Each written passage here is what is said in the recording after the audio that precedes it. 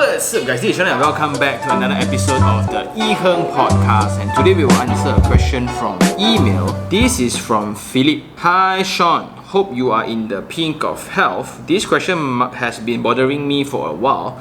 From what I gained from your videos, you are a strong advocate of starting early in accumulating properties because of the 35 years loan, etc. You are also encouraging youngsters to start early in investing to accumulate wealth down the road. But I noticed that you too suggested to have a minimum 5,000 salary to build that safety net first before starting to invest, and better, to invest in one's skill and abilities. Here is my concern. Property prices are just rising steadily, while salary growth might not be able to keep up with it, or not that much noticeable to, let's say, get your desired property. When the time you are earning the amount you worked hard for years, property prices would be creeping up all the way. Previously, you have also the school of thought where in a couple years of time, people might even ask each other where they are renting now instead of saying. So isn't both of these thoughts are on opposing sides conflicting with one another? I understand that youngsters, fresh grads like me, should not rush into a 35 years loan blindly and be caught in the FOMO phenomenon. But in the future, logically, property prices would just be hiking. And it might become harder and harder for teenagers to start looking into purchasing an investment or own stay properties. What is the correct mindset that fresh grads or even working adults and first home buyers should have? And is there any advice for them to start, such as doing research first and understanding the basics of property? Hope you could explain in detail, and I just want to thank you so much for being a great mentor for all of us all through these years. Keep up the good work. So thank you very much, Philip, and I think there's an earlier email I didn't see, so my bad. But the gist of the question is rather direct. It's me trying to advise people to start the journey as early as possible because you are only 21 or 22 once, and with the mindset of accumulating wealth across time, that is sensible lah. But the other argument also where a lot of people get confused here is, if I were to be 24 and 25 again, I will not buy a property. And what's the variable here? So let's deep dive into it. Back then when I was 22, 23, my entire mindset and career goal was to be the MD of a property developer company. So I was so ready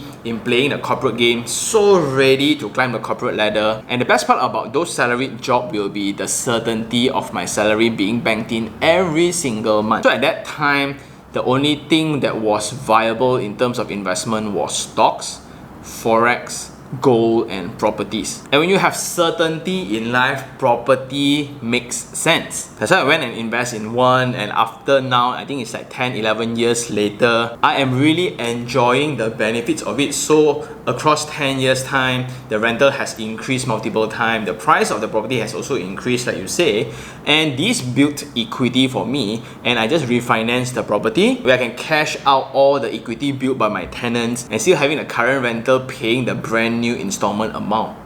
That's great. However, times has changed. We are now in this like Web 2.5 situation where it's in between Web 2 and Web 3. So we have search engines everywhere, websites was the thing, then after that apps was the thing. So after smartphone comes in, then you will have social media where everyone is now connected all the time. So Facebook become popular, Instagram become popular, and now you have YouTube, you have TikTok, and the latest one will be Web 3 where you have crypto, where you have NFTs, you have blockchain technology, and all those kind of stuff. In other words, now as a 24, 25-year-old grad, you have opportunities in abundance and information in abundance. Unfortunately for your generation, you can no longer say I don't know. The only thing that you can say is I don't know yet. Informations are all around the place, whether you want to do or not. Previously, when me and my friends tried to start a business, capital was the problem, access to information was the problem. We need to pay people to teach us stuff, and they might not teach us all because we might be a competitor. And because all this while, the education system actually influenced us to be a proper employee instead of being a business person. Don't take so much risk. Why you want to take risks? And that's why I'm so late into this content creation game. So like in my 30s, I'm only starting a YouTube channel, then trying to make this into a media business, building a team, building a company, building a community as well. And all those skill sets were learned from YouTube. I was really inspired by Gary Vee, Casey Neistat, Alex Hormozi now, and all those information back then, you will need to attend courses, like how you see property courses lah. Everywhere you need to register day one, then they will upsell you more, and you know the drill lah. And that's the main difference between eras of technology, where now it's just so easy to make a video, it's so easy to take pictures, and so easy to express your thoughts. Back then, all these cost a lot of money. The only way to express your thoughts was to get invited by magazines,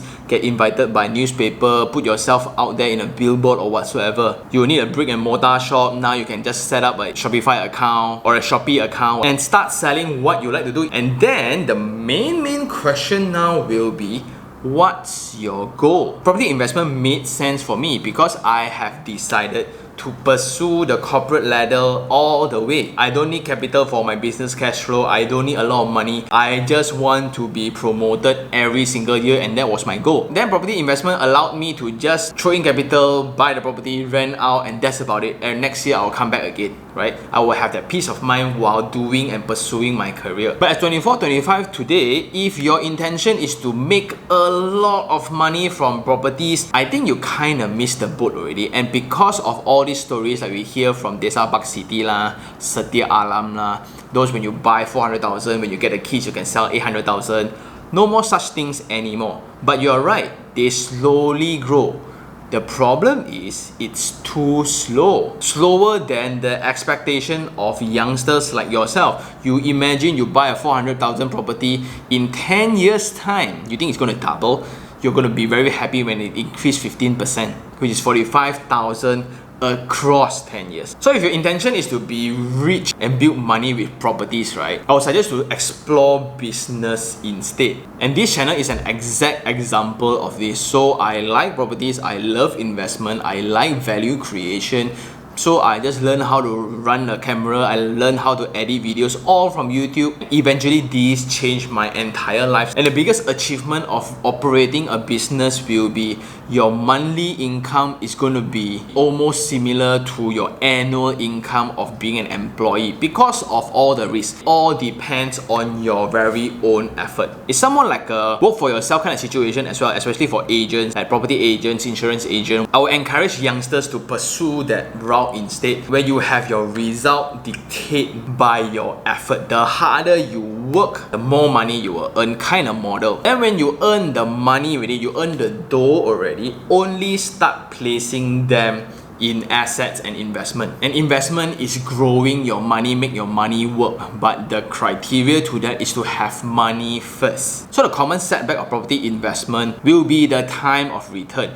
It only makes sense when you look back like 10 years, 20 years later. Because in the short run, you are going to miss out a lot of things because your money is actually tied up. You need to have 6 months emergency fund, then you will need to have some fund in case of repairs, MOTs, renovation, repair works, and etc. Let's say your tenancy halfway jiao, you need to cover the installments. Then at this rapid age of information, suddenly there's this idea to start a page, or there's this idea to start selling t-shirts or merchandises or whatsoever. Your friends all start gathering, hey, do you want a cut of it? No money.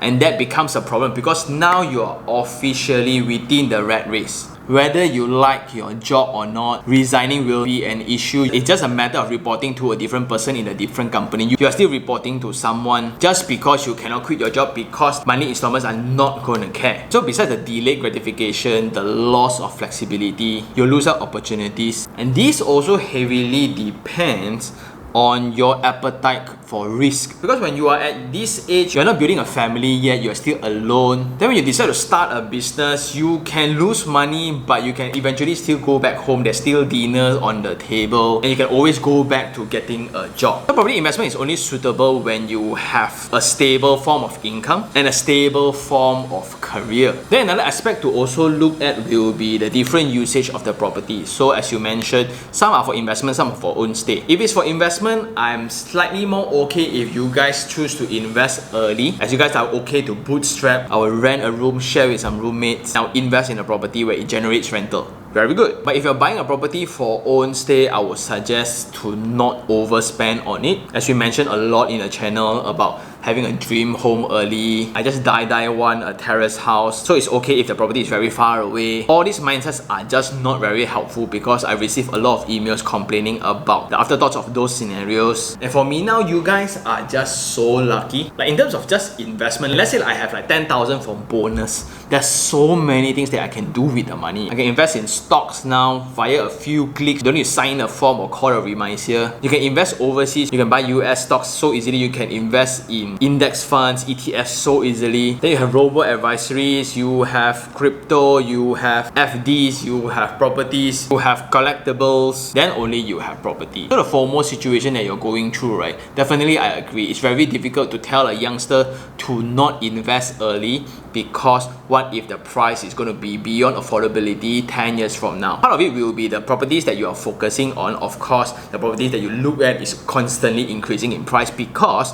the same narration that is going on in the market will be properties are bad form of investment. The price I buy 400,000 now is only 440 after 5 years. It doesn't make sense. So it then depends on the circle of friends that heavily dictates your entire mindset and perception towards investment and business building. If all of your friends are in business, right, you wouldn't want to work for somebody else. But if everyone in the families are all employees getting salaries, right, starting a business will be the wildest ideas that you can ever have. Then the other part of the FOMO will be this lack of confidence in your earning ability. You really worry that your earning ability in the future couldn't match up with the inflation of prices. So die buy now in case in the future cannot afford. So this again differs in your willingness to work hard, invest in yourself, hustle or whatever you call it. And this also differs in your work arrangement, where in a corporate setting, you can almost predict your income for the next 5 years. You just look to your manager